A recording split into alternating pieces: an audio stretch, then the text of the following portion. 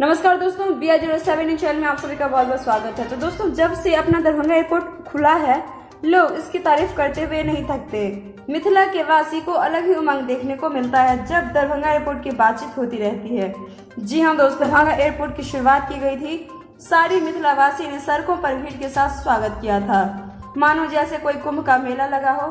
मगर लोगों का ये भी सोचना था कि दरभंगा एयरपोर्ट ज्यादा दिन तक नहीं चल पाएगा, लेकिन दरभंगा एयरपोर्ट में ऐसी चाल से चली सभी देखकर चौंक पड़े।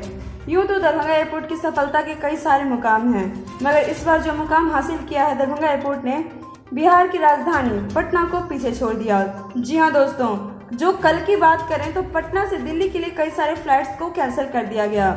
इस फ्लाइट में गो एयर इंडिगो भी शामिल है। इसके साथ ही मुंबई के लिए कुछ फ्लाइट को कैंसिल भी कर दिया गया था, क्योंकि यहाँ से यात्रियों की संख्या बहुत ही कम थी और फ्लाइटों यात्री नहीं मिल रहे थे फ्लाइटों को। इसी की तुलना में हम अगर दरभंगा एयरपोर्ट से बात करें तो एक बार फिर से दरभंगा एयरपोर्ट से सारी फ्लाइट हो गई है परिचालन शुरू उनकी, और मुंबई के लिए भी 2 फ्लाइट, दिल्ली के लिए भी 2 फ्लाइट। इसके साथ ही हैदराबाद अहमदाबाद के लिए फ्लाइट व्यवस्था की गई है।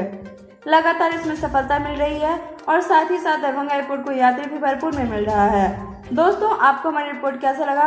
रिपोर्ट के लिए आप हमारे चैनल को सब्सक्राइब, लाइक जरूर कर लें।